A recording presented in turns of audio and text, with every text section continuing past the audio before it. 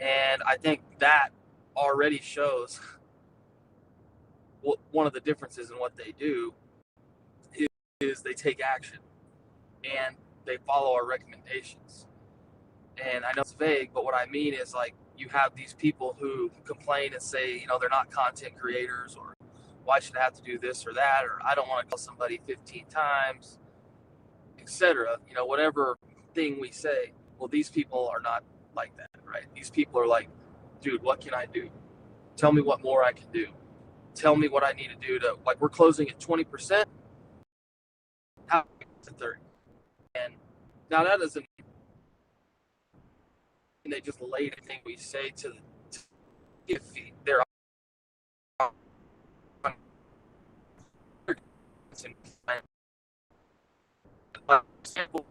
some guys. Hey, Jacob. Hey, Hey, Jacob. Hey, Jacob. Jacob, if you can hear me, it's I'm gonna text you. The connection's bad. I'll take over this week.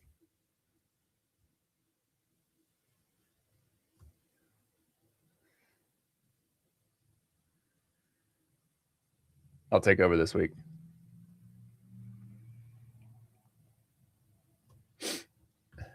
All right, guys. For any of you who are joining live, Jacob and I do a weekly live stream in regards to land clearing and forestry mulching. He is out visiting some of his clients right now. He's got, I believe he said, like 13 clients as a part of an offering that he calls his Titans offering. And I believe he's going around and visiting everybody, and then basically like helping do some filming and things like that. I'll let him share more about it whenever he's back next week. But for those of you who are joining, thanks and welcome again to another, let's see, made a live stream. Yes, Jacob's not here right now. No. So who do we have joining this morning? Why don't you guys just post over in the chat who's joining? If any of you are from the school group, that would be Jacob. You back with us?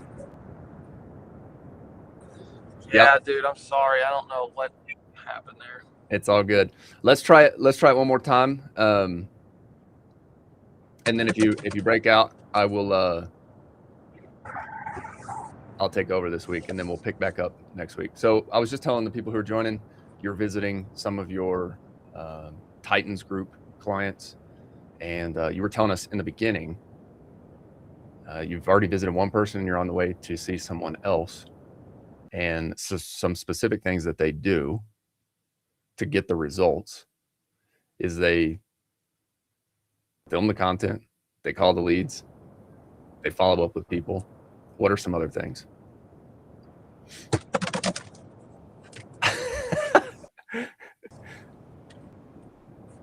You're having a rough morning, huh? Dude, it's these trees. These dang old tall trees out here. You're in Georgia? It'll be good for a minute, and then almost. I'm in North Florida. Okay, nice. But yes, so I mean, the fact that I have to beg some guys to get content, and then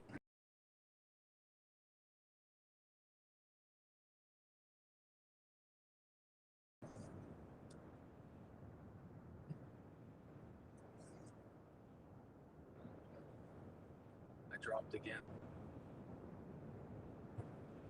All right, guys, we tried it. We tried it. Good morning. Good morning. Jacob's on the road right now. He's in the forest in North Florida or Georgia. So let's do this. Let's go through some questions that we've had here. All right. So Josh, let's see. What do we got here? Let's go real time. For any of you who are joining, we do this weekly where we minor technical malfunction. Yeah. We do this weekly where we go live on land clearing, forestry mulching. Jacob normally joins. He's on the road this morning. We'll pick back up next week whenever he's back in his office. Let's see what Josh said. So we have a school group too, where people who have land clearing and forestry mulching businesses, if that's you, jump in. We give away a bunch of free things like starter spreadsheets, how to go get pricing, how to set up a lead engine. things like that. So if you're not in there yet, it's free to join. Just jump over. It's school.com/ownerops, SKOOL.com/OWNROPS. I just want to let everyone know what's happening in Facebook campaign. Some of you may know. Wanted to prove to myself that there was a market and that I could sell jobs before I purchased one. With the help of Facebook, I think I've convinced myself that it's doable and made an acceptable business case. Wife also agrees that definitely helps. That's the biggest sale right there. If you can make that sale, it's all smooth sailing from there. I ran a 5-day ad campaign, still going, and spent $202. I got 7 leads from the form, 6 disqualified, 2 messenger conversations, and received 2 calls. I went for an estimate yesterday for a half acre and booked it for April 4th. Nice job, Josh. Nice job, for $1,500 with a deposit. On the way home, my phone rang and scheduled an estimate for today. Went today after work and evaluated the job. He said he got 4 other quotes, but liked my confidence. Booked it. 1 acre mulch for $3,350. Spent $202, booked $4,850. Man, that's awesome. That is awesome. I'm freaking happy to hear that for you, Josh. That's so great. For those of you who are watching live or listening live, Josh has been in the group, and from day one when he joined, he just started taking action. It's kind of like what Jacob and I were talking about this morning. I don't think there's any shortage of information out there. You guys know, like, and you've probably watched the YouTube stuff. You know, there are plenty of educational videos out there. My goal with the free group was just to take the YouTube stuff that we've created, that either I've created personally on YouTube, sharing about behind the scenes on the business, or that Jacob and I have had conversations on the live stream, and just package that up so it's easy to access for y'all. And from day one, Josh jumped in and just started taking action. And in the beginning, he launched an ad and he just posted it. He asked for feedback from the group, and a bunch of people like William jumped in. I jumped in as well, and I think that's the power of a community like this. And so the main thing is that he took action, and he just did the thing, and he was okay with the first version not being perfect, and he put it out there, and then he asked for a review, he asked for help, and he got the feedback, and then he went and implemented the feedback. And so yeah, I think from a Facebook perspective, like, if you can take a long-term view on this, Josh, and you can just say, okay, this is sort of baseline. Like, it's pretty normal to just get some disqualified leads. The thing I would ask you right here is, what do your forms look like? So what qualifying questions are you asking on your Facebook lead form? And if you're on this morning, go ahead and post in the chat here. If you are. Looks like we got Brett from South Florida. Good morning, Brett. Thanks for joining. We got Rob, future land clearing owner operator. Good morning. Thanks for joining here. Got Raised Earth. Good morning.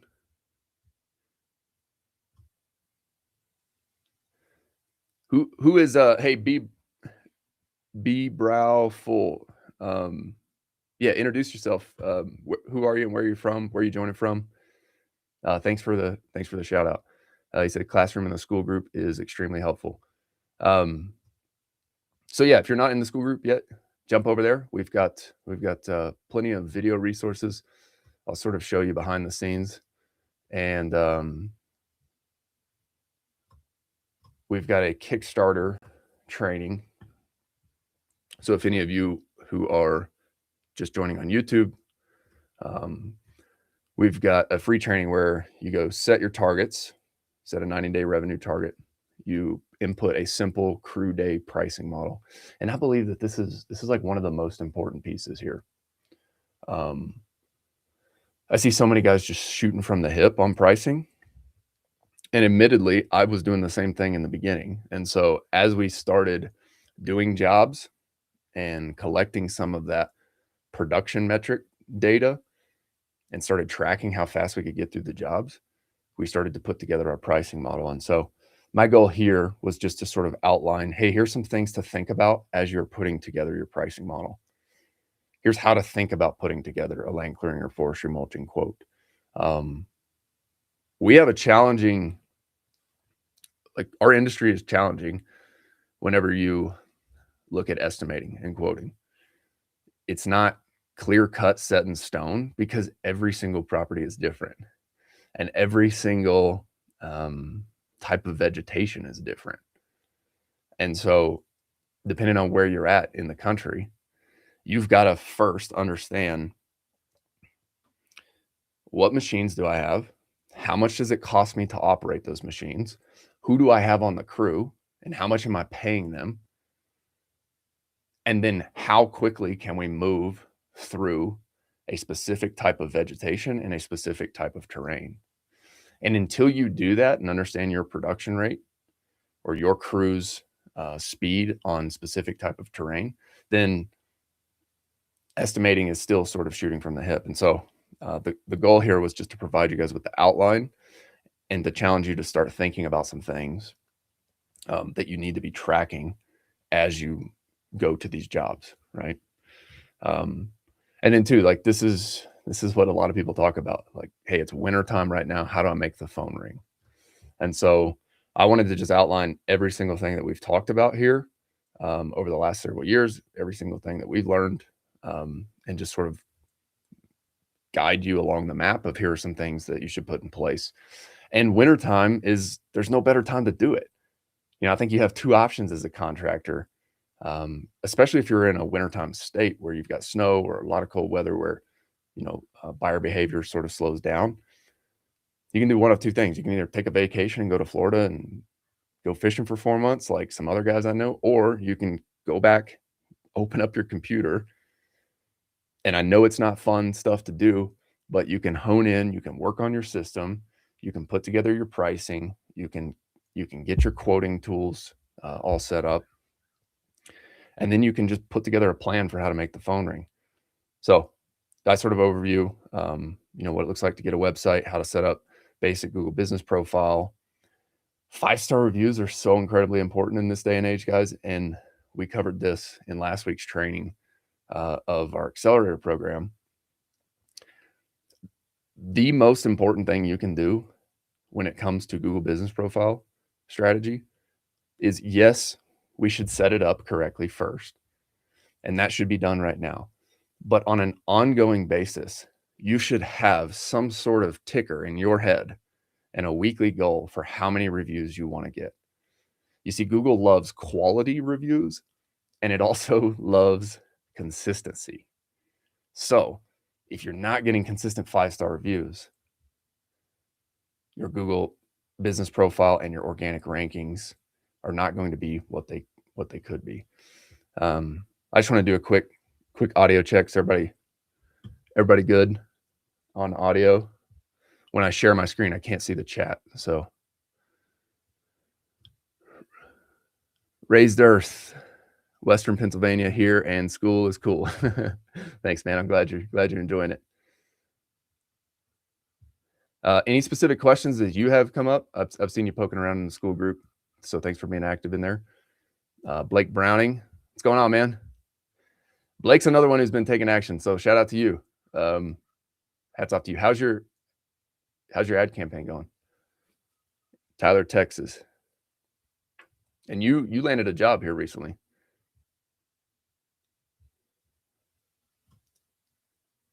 We used the ad method in the school group and booked a $12K job with deposit. We're driving there now to start. That's awesome, man. Take some pictures and some video whenever you're on the job. Share it in the group. That's awesome. I'm happy to hear that for you. Rob says, like the name. Blake said, got another job. I'm estimating it's about a $20,000 job, but honestly not sure how to estimate it. Hoping to get your opinion. I made a post about it on school. Cool. Yeah, I'll check the school comments. Guys, school is weird. Well, no, school is cool. But from a notification perspective, it has been weird because if y'all make a post, I don't get notifications on that about the posts in the community. You have to tag me so that I get a notification there. So that's just a little side note. If you do post something and you want me to take a look at it, post and tag me, and then it will notify me about it. 20-acre farm and quoted $1,700 a day, and they passed on it. Thought it was a steal, especially because I was renting the equipment. I mean, look, it's just one of those things. Like Jacob and I always talk about, like, if you follow the steps that we talk about inside school, and you know what Jacob shares and how Jacob coaches his clients and whatnot, Like getting the leads is actually not that hard if you just follow the process. This right here, it's unfortunate that you didn't win this one, but I truly believe that if you just commit to the process and then let the Facebook algorithm do its job and send you the leads, then you're just going to get more at bats. And so the more at bats you have, you just keep refining your sales process. You keep getting better on the site visit. And look, this person may have said no matter what. There may have been nothing that you could do. But my point is that you keep putting in the reps over and over and over again from the leads that you're getting from Facebook. And then at some point, these jobs just start closing, and a certain percentage of them. Hey, Rob, thanks for the feedback. I appreciate it. Hey, so if any of you on here have questions, we use the, let's see. Yeah, if any of you have specific questions that you have posted in school, go grab those and then post those in the chat, and then we'll answer them live here as well. And then, hey, good morning, Andy. Good to see you on here. Hope all is well. So I'm going to dive back into just the overview here. Guys, this is not just like the pass to go get jobs right here. It is an outline for things you should be focusing on. Like I can't do the work for you. These videos can't do the work for you. But if you focus your time and effort and energy on watching these videos, I believe they will give you a clear outline on where you should be focusing your time. And it will clearly outline the actions that you need to take that will move you closer to getting the jobs. And so back to what we were talking about with Google Business Profile, if you follow like the recommendations of setting it up and getting it verified at a location listing, the next thing you need to do is have a 5-star review machine in place. And so if that's you as an owner operator, you should have a very high conversion rate on getting 5-star reviews. Every single job that you do, I mean, I can remember, I'll tell a story. There was this job, and especially when you're starting out, like I was taking a lot of jobs that were sort of like outside my core value proposition, just so I could go deliver 5-star service on that. Like I had I had a trailer and a truck. And I remember this person wanted me to do like some trimming work, and I said yes. And I charged them money for that. And then I went so far above and beyond to make sure that no pine needle from my work was left in their driveway or even on the public road. And that day I had forgotten my broom. I'd normally carry a broom around in the back of the truck just to make sure everything's cleaned up, along with a blower and whatnot. I just got my gloves out, got on my hands and knees, and started like scooping up these pine needles and putting it on the trailer. And for some of you, that's just second nature. Like you would do that as well. But I think there are some guys out there who would have just left, and we all know the contractors, right? Who would just leave and not clean up the work area. I think those little details are so incredibly important for over delivering on 5-star service.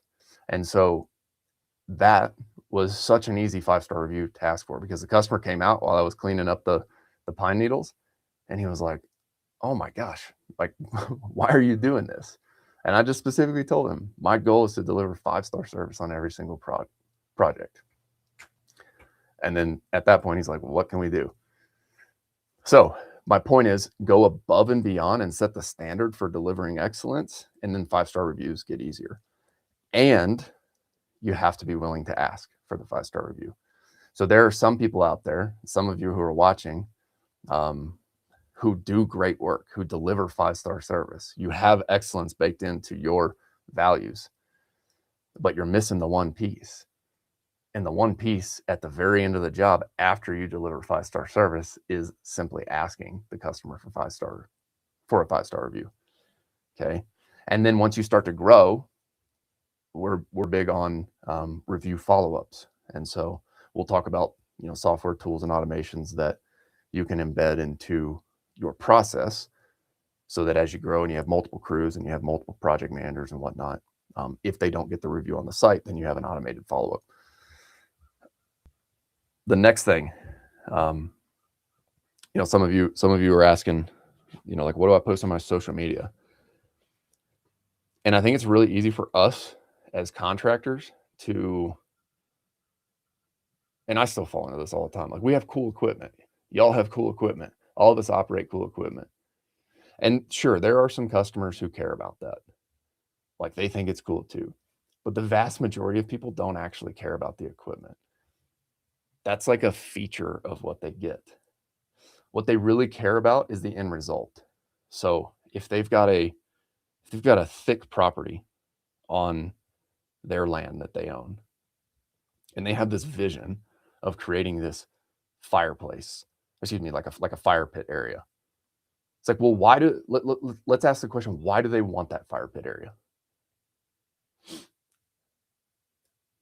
There's something driving them wanting to have that area. And it's likely due to, I want to spend more time with my family. I want to hang out and barbecue with my friends. Okay. Those are reasons that people pay for. And if they've got a bunch of brush or a bunch of trees right in the middle of this area that they have envisioned for their fire pit area that they want to build, that is something that they would pay for. And so something in our site visit process that we ask for consistently is, one second, guys.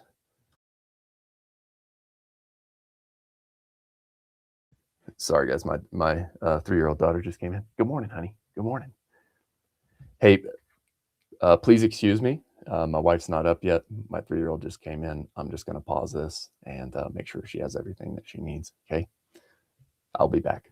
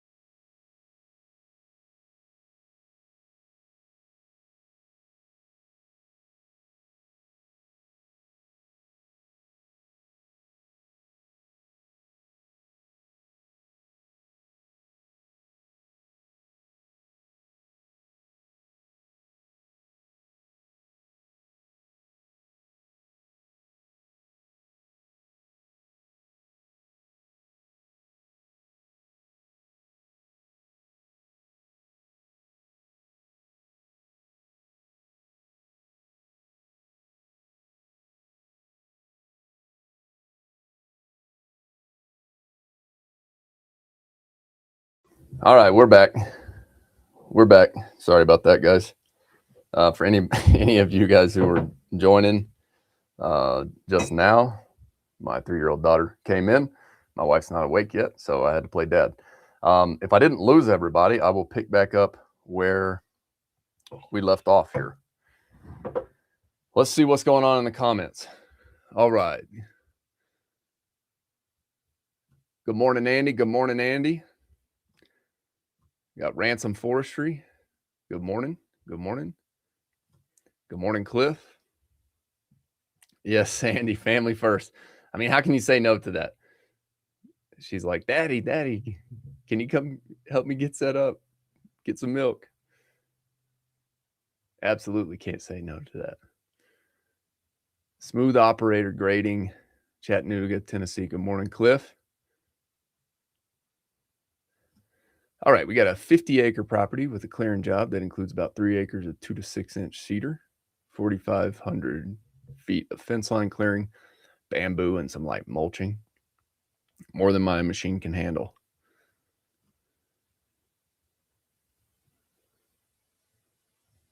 Would you rent something like Fecon, sub out the mulching, or try to tackle it with the mini excavator ripping and piling instead? So this is something we've been talking a lot about in Accelerator. The first 4 weeks. So when I thought about what are some of the most important things that I feel like I could share with other guys, and what are some things that I wish that I could tell myself when I was starting out? And it all came back to 3 P's. It's price, pipeline, and playbook. So everything that we talk about goes under those 3 buckets. And price is the first one. And the reason it's the first one is because we have to get that right. We absolutely have to get our pricing right. Otherwise, I'm sure some of you on here have experienced this before. It's so easy to get caught up in spinning your wheels, like having this job going over there with those two pieces or 3 pieces of equipment over here, and then you're shuffling equipment back and forth. You're running around like a chicken with your head cut off, right? And if I look back at the early years of starting the business, that was me. It's like taking everything that we could get just for cash flow. But I had this vision in my head, and I knew the vision. I knew the equipment mix that I needed, and I knew the type of job that I wanted to serve. I knew the problem that we wanted to solve. But in the beginning, I started saying yes to way too many things. And so my question for you here in return, what's your core service? Like, what machines do you currently have right now? And what have you built your business or your brand on? If you asked other people who you have done business with, hey, just throw out your brand. Hey, what's the first thing you think of when you think of Bear Claw? And then input your brand there. It's really interesting to survey your past customers because their perception of you and your brand and your core service is likely different than what you have in your mind if you're running around doing a bunch of different types of jobs. And so my question for you specifically, whenever you're saying, would you rent something like the Fecon? Are you 100% certain that there's a market for that? Have you talked to potential customers who would be in the market for that? Is that part of the vision you have for your company and what you want to build your brand on? I'll share another story. So a couple years in with Bear Claw, I told y'all we started saying yes to multiple things. And we thought it would be the great idea to say yes to a client who wanted us to do excavation. So we started saying yes to foundations. And what we realized was that the original vision that I had for the company was to solve a very specific problem. And that problem I knew existed in our market was dead wood is laying across the forest floor in Colorado and in the Western United States. So I had this vision of this model in my head of the machines I needed and the crews I needed. And we pushed hard for the first couple of years to get there. And for any of you who have been in this business for a while, you know the equipment is not cheap. So to get to the ideal core service that I wanted to offer took me a couple of years. We had to first get our forestry mulcher, then we had to second get the excavator with the log grapple, and really quickly in turn we had to get that with the track chipper. And those were big jumps, especially when you're starting out, right? Between that and the 550 and everything, you're looking at roughly $500,000 of equipment. Where I made the mistake early on was I got to that and then I got shiny object syndrome. Hey, can you dig this foundation? Yeah, why not? Why is it, right? It's a 6-figure project. And it all went fine. Like we went through and fulfilled the foundation project. But what I realized was that if we wanted to get into dirt work, we were essentially going to have to build a second company. And so for you, when you're asking, should I rent this equipment? My main question for you is, one, what is your core service right here, right now? What are you 100% confident in delivering with your service? What do people know you as right now? Are you booked up with other machines elsewhere? And if so, let's just stay focused on that. Now, there's this weird jump in between, hey, I just have a skid steer and a forestry mulcher, like for us in our situation, to I know I need a track chipper and a mini excavator with the log grapple to get to the model that I want to. So the next question I would ask you is that machine, like, are you 100% confident that there would be demand for that machine on a repeatable basis in your market? And if so, like if that's part of your vision for your company, then sure, consider it, push forward towards it, right? If those size of jobs exist in your market and you don't believe that there's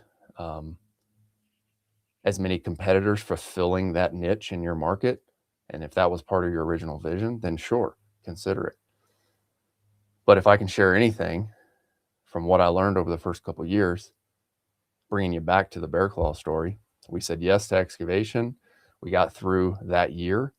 And at the end of the year, we realized that our field crew leader, the guy who leads the field crew, was on the excavation crew primarily.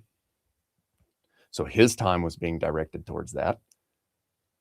The second thing, after talking to the person who handles sales internally, 80% of his time was going towards excavation, sales, and estimating. Why? Because we didn't have a great process in place for it. We were shooting from the hip once again and figuring out things on the fly.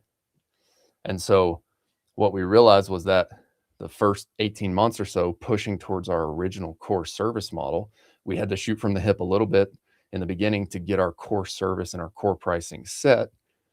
And then where I made the mistake as the owner of the business is I let us stray too far off into another core service, and we just kept having to shoot from the hip rather than staying focused on the core service of fire mitigation and refining our process, doing more marketing, building a better sales process, telling more people we exist, focusing our time on refining that estimating model. And so my hope is that by sharing this experience with Bear Claw, you can take some of this and say, let's bring it all back in. For you, Brent, it's what core service do you offer right now? And then is that the core service you want to stick with? And is it part of the vision of your company? When you're asking yourself, should I rent a Fecon FTX 150? Does that machine solve a problem in your market on a consistent, repeatable basis? And if the answer is yes to that, my next question is, how are you 100% certain that that market exists? And here's why I would encourage you to point you in this direction. One, everybody look at the price of that piece of equipment, right? Check out the price. So if it's that to rent, Brent, do you understand, or do you know off the top of your head what the price is to buy that machine?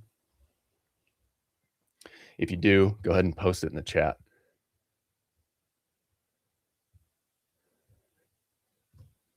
Okay, core service isn't defined. Okay, so here's what I'm going to ask you. Well, let me finish that thought on the machine. So if you have a core machine, you've already got payments on that, and you've already got, if you go through the pricing model in the simple crew day pricing, you'll see where I share with you, hey, here's how I look at machines and people, and then how to price per that machine. But when you put your pricing together, you break it down on how many working days you have available. And so the reason we call it a crew day price model is because that machine and people together make what we call a crew day. But our pricing assumptions are being made on how many working days we have available for that year. So if you're a solo one-man band right now, and you've got this other piece of equipment sitting at the shop, I think here's the main point that I really want to push across to most people. And I think most people understand this at the core. That equipment is costing you money.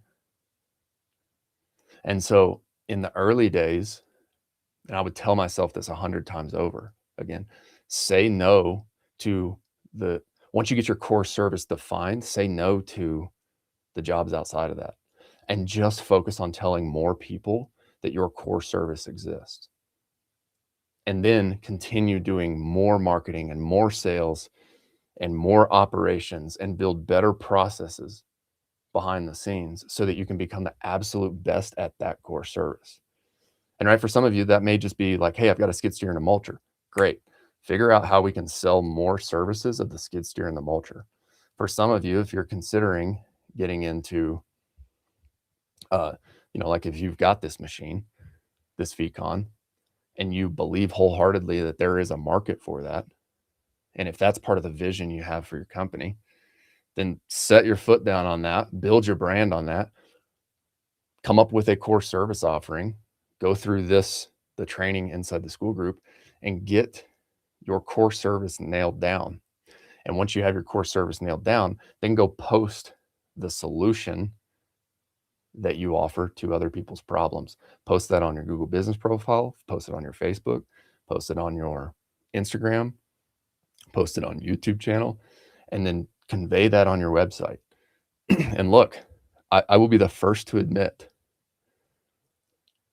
in the beginning of this business, I was as scatterbrained as anyone. I went to the Striker Growth Summit last week. Striker does our SEO, and they have for the last several years. I've become really good friends with those guys. And one thing Andy talked about in his keynote speech was most entrepreneurs fail because we get caught in the swamp. And in the swamp, it's when things get hard and we start looking at other shiny objects. So the main point that I'm trying to make here is this equipment is expensive. Define a core service. Carve out a niche for yourself and your market for that core service that you offer with that core piece of equipment, and then become the absolute best that you can be in your market with that piece of equipment. And then it just comes down to these things. Tell more people you exist. Get more reps in on the sales process, and then create better processes on the back end. And when you do that, you start to focus, and you really understand your pricing model at that point, because now you have the focus to do more of the jobs that you have equipment for to actually service.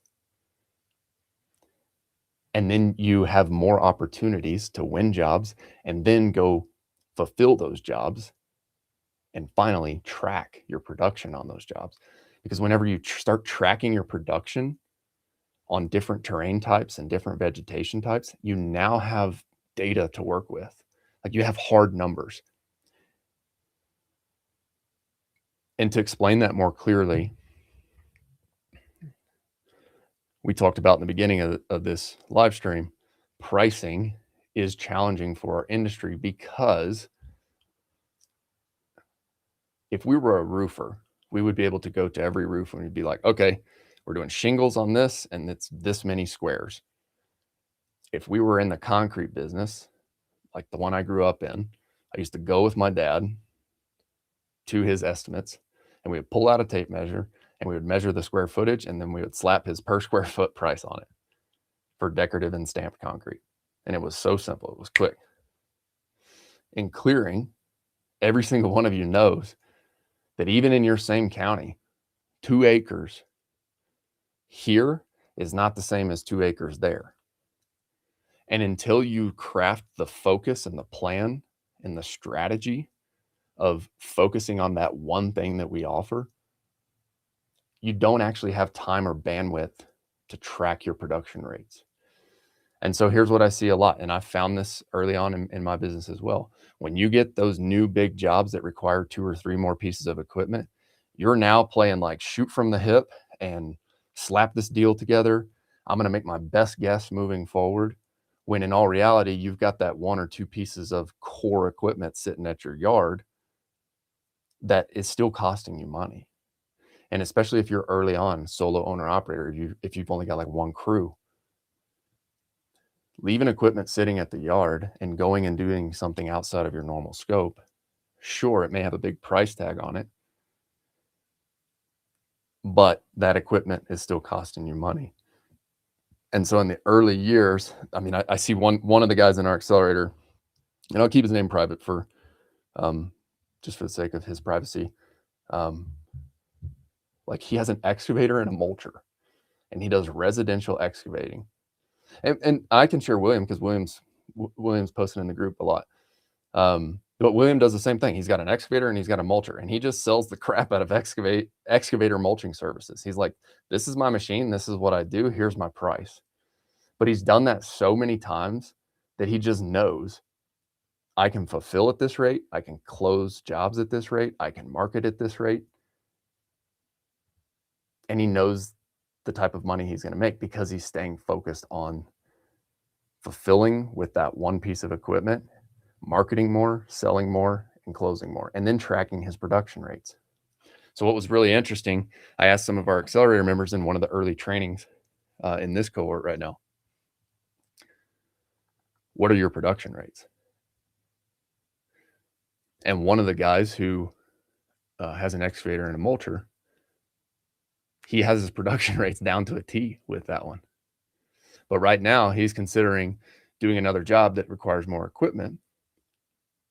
And my main question to him was the same question that I asked you, Brent. What's the vision for your company? Are you bidding the job that you have sitting right in front of you because it's part of the vision that you're working towards with the company? If so, great. Push towards it. If it requires another machine and you're stepping up into a size of property or a niche in your market that is being underserved, great. I have no problem with that. I did the same thing early on too. In the beginning, I had the forestry mulcher and the skid steer, but I knew that I could service a level of property that was being underserved if I pushed hard and got that excavator and log grapple and the track chipper, right? Boom. Now, once I'm at that core service, what I should have done is focus all of our effort on marketing and selling and building processes and refining our estimating even better so that we know our numbers. We know that we can pay every single guy on the crew. We know we can generate the profit that we want to generate on the job rather than saying yes to more services that require more equipment. Because here's what happens. Now we've got those 3 pieces of equipment, roughly, let's call it $500,000 that needs to be paid off over the next, couple years in your business. So you've got that rolling over here. And then you go say yes to something outside of the core competency and it requires more equipment. So what I realized saying yes to the excavation was that, holy crap, we're going to build another business inside of our business. We have to now go build a marketing team for that. How are we going to get predictable leads? So it's either marketing or in excavation, it's more like, let's build an outbound sales team. So that's completely different than how we acquire a customer for fire mitigation. So sweet, now I have to go do 2 things, and that complicates my life. And that complicates everybody else's life within the business, rather than just focusing on the simple thing and then scaling the simple thing, right? We've already figured out this one thing. We know that in and out. So let's do more of that. With the excavation, we got to the point all the way down to where we were going to have to either lease or buy equipment because we had the demand for it. And after talking with our crew, 80% of our sales guys' time was going towards excavation estimating. Why? Because we didn't have a process. Now, sure, we could have went and built the process, but we're still building two businesses in one at that point. And so I know that this is a long rant here and a long answer to Brent, your question, but the core principle that I want to get across here is, what's the vision for your company? If that FECON is in line with the vision and the niche that you want to serve, by all means, do whatever you got to do. Do whatever you got to do to like figure that process out, price that job right out the get-go, rent your equipment, do what you got to do to get the marketing footage and the experience in that machine with that vegetation and that type of job. But only if you're 100% confident that there is more demand for that type of job. Because otherwise, what I see guys do is you go buy equipment or you rent equipment or you lease equipment for this one job, and then that was just a one-off job. So what you actually did was you took time away from your core service when you could have been marketing more, building a better sales process, refining your back-end operations, and focus on selling that one thing. I hope all this makes sense. To recap the questions to answer, is this in line with your vision of the company? If so, yes, keep considering it. Then the next question to ask there is there consistent demand for that type of service? If so, or if yes, keep exploring it. Then my next question would be, how have you validated that there would be consistent demand for this service? Okay, and we can talk about some ways. We can talk about more ways to do that inside the school group. If you still have questions on there, just jump over there and post a question. Happy to help out. If this is not part of your vision of the company, what's the core current vision you have? And if the answer is I don't have a vision or I don't have a core service, let's start there and let's get crystal clear on that. So my question for you there is, when you started this thing, what was that gut feeling? Because we're all entrepreneurs, right? Like our brains are processing things consistently. So everybody who's on this live stream right now, think back to when I had the initial idea to start this thing. Why? So that's my question to you. Why did you have the initial idea to start this thing and get into this line of business? And let's start there and get crystal clear on that, because if you can get crystal clear on that, then you can bring future decisions back to that. So when I look back at this, when I started Bear Claw, I saw a problem. I knew we could solve it with machines. And then I had a vision for it. And that vision was very clear. Like, let's go clean up the forests of Colorado with specialized equipment and highly trained crews. Sounds pretty fun, right? Great. Well, we did that. In 18 months, I got distracted and started saying yes to more opportunities outside of the core vision. And so through several years, I'm bringing it back to what was the core vision of the company and what was the core service that we were going to offer. And so my question for all of you listening right now, if you're just starting or if you're just getting in there, what was the vision you had of why you're starting? Okay. And if the vision is, I think it would be cool to run a forestry mulcher and do it, I would encourage you to really, really, really dive into your market and do some market research for, is there an actual problem that people are willing to pay for? Because if the answer is, I just want a cool truck and I just want a cool piece of equipment, and your market doesn't support, it doesn't have a somewhere where it has a high net worth client base who's willing to pay for property improvement services, then if you're just starting out, it might not be the best business model for you. And like, that's just the harsh truth.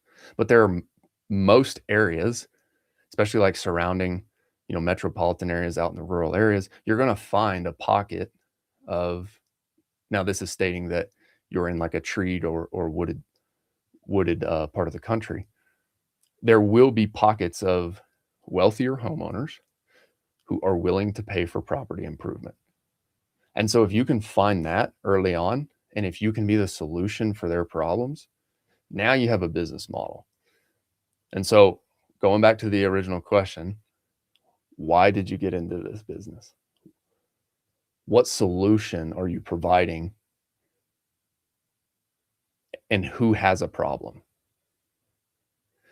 Let's get crystal clear on what solution you're providing to a person's problem. And if it's just a one-off problem for a handful of people, then it might not be the best business model. And so, Brent, I hope this is super helpful. Well, I hope it's a little bit helpful, at least, for just talking through how I would think about, should I consider buying or even renting in the short term a new piece of equipment, or should I not? And it's all coming back through the framework of, is there consistent demand for this service on a repeatable basis? And if so, let's keep exploring it. Okay. Let's see here. 500 flyers and 500 door hangers. Yeah. It's something that something a lot of people don't do. And I think a lot of people will go back to this, and I've heard it before. It's like in the 100 reach outs video. I did a post on this the other day. There's really like 4 ways that you can market to your customers.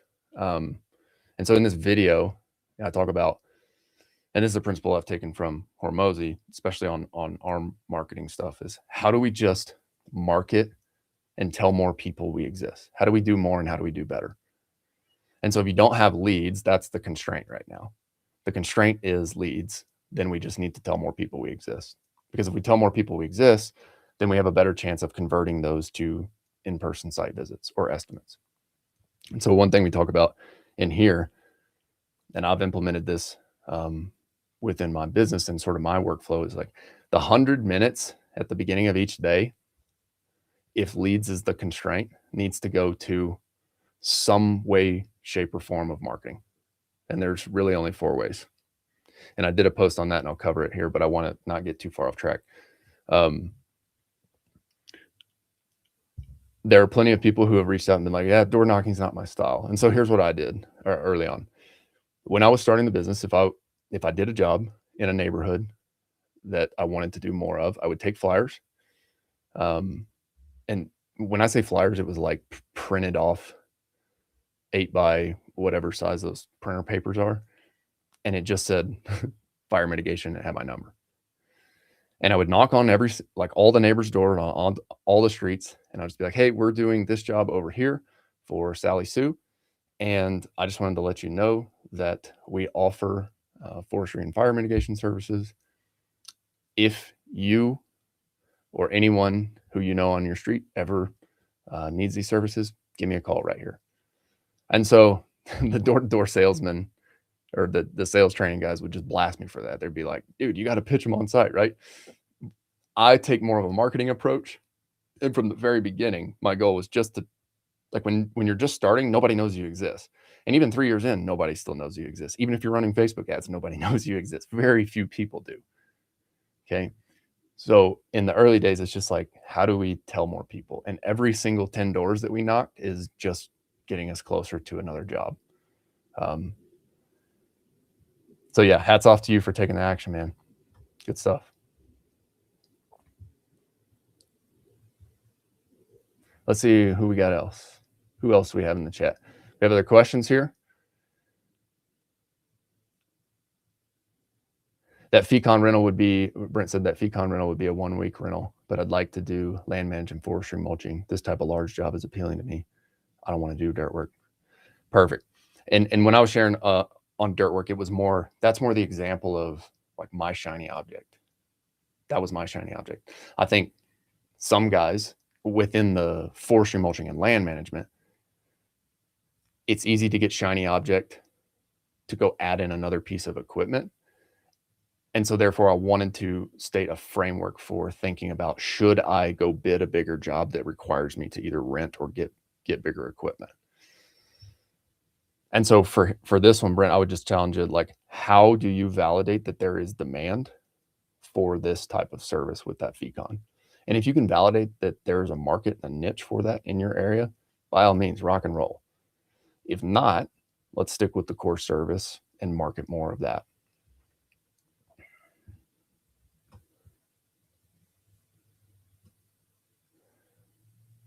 Confident in brush clearing, vines and briars. Yeah. So Brent, I would have more questions to help you get crystal clear. I want to make sure I get through all these questions though down here. But for you, my main questions would be, how many jobs have you done? What type of equipment do you have? And do you have, like, how booked out is your schedule there? Andy said, yeah, those FECONs run 250,000. Yeah. Jacob's not on here, but shout out to Jacob. Look, guys, like, I think a lot of people ask me, they're like, well, why don't you, I get this question a lot, why don't you run your own ads? Like, I do have an in-house ads person who does stuff for owner ops and does stuff for, has done stuff for Bear Claw. Like, Jacob and his team, they're pros. Like, they know what they're doing. And so the more and more I've thought about this, it's like, why do I keep using Rise? It's because they've been in the game. They have access to the campaigns that are proven to work. And so when Jacob was on here in the beginning, he's visiting some of his top performing clients right now in his Titans group. And he says everything's the same, right? The people who do the best, they actually film the videos in the format that we ask them to. Why? Look, they run ads for over 100, I think it's over 120 companies now. They have access to data, which means that they get to study what works and what doesn't. And so out of that, they see repeatable processes that work in repeatable formats. And so all of us as big business owners have some sort of ego, right? Like, otherwise we wouldn't be doing this. So my encouragement to you, put your ego down. And this is me telling myself this is as much as anybody, like, put your ego down, take the advice from the pro. And if you just follow the steps from the pros, you're going to get results. And so I'm glad that you're getting results here. Ultimately, it just comes down to the action, right? Like, the how to do it, the information is out there. And this is why I've said this before. If you're not getting leads, it's actually pretty easy to get leads. You just need to do what's working. And so hats off to you for doing what's working there. Can't wait to get enough work flowing to sign up with Rise. I have a lot of companies offering forestry mulching in my area in North Carolina, but they do no advertising in the quality work. Isn't that great? Yeah, definitely. And so for any of you who are running your own ads right now, like following the frameworks that we give in the free group, it's like, run your ads, get the jobs, get the pipeline flowing. And then once you have the money to reinvest back in it, I still pay for the pro because it's one less thing that I have to do and that I have to manage. So I like to think about this. If y'all can see behind here, I still have this up from last week. It's like, track my time. Where does my time go? And as an entrepreneur, as the business owner, I think our job is to consistently figure out where is our time going, track that, acknowledge where it's going, and then figure out who can we hire to replace a portion of that time. And then you just go put the other hat on there. So in the beginning, you're wearing 3 main hats. And those 3 main hats are, you're doing marketing, especially if you're a solo owner operator. In some way, shape, or form, you are telling people that you exist. You're doing the sales. You're the one showing up to meet with the customer. And you're doing fulfillment. You're the one fulfilling the work. And so out of those three things, my encouragement to you again this week is if you're in the solo owner operated phase, where does your time go? Just use rough percentages of it. Is it evenly split? Is it 33, 33, 33? Is it 40, 40, 10? Start there by tracking your time. Track your time in those three buckets. How much of my time is going to marketing and telling people that I exist? How much of my time is going towards sales and site visits and estimating? How much of my time is going to fulfillment? And then after you identify that this week, so this is the challenge for everybody. Take 100 as your total percentage and take your best guess for how much time goes to marketing, how much time is going to sales, and how much of your time is going to fulfillment. Okay.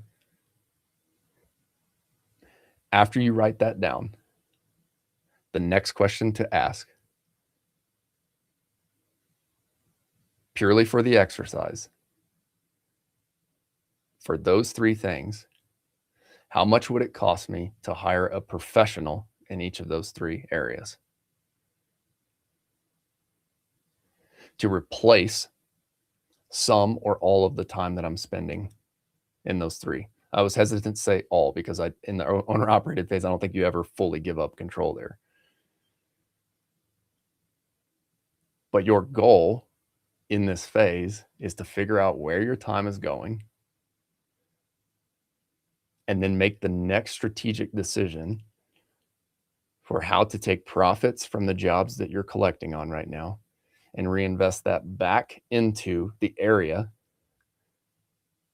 that is either taking the most time of yours as an owner,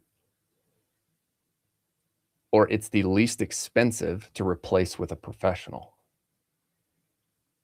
So we'll wrap this one up here for this week. For any of you joining on YouTube who are not part of the school group, we talked a lot about behind the scenes of things that free resources that we share for getting to that 20K per month consistently. So if you're in the starter phase, 0 to 20,000 a month in forestry, mulching, or land clearing, jump over into the free school group.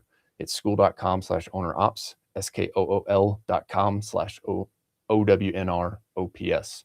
We've got a free starter spreadsheet in there. We'll help you map out your pricing, help you make the phone ring. And we've got some lead capture and follow-up. And then we've got some site visit and closing basics. All of these have video trainings as well. And then there's a free spreadsheet template that you get. Thanks again for tuning in this week to another episode of the Owner Ops Podcast and the weekly Friday land clearing live stream. We'll see you next week, 7 a.m. Mountain Time, 8 a.m. Central. Don't forget, work hard, do your best.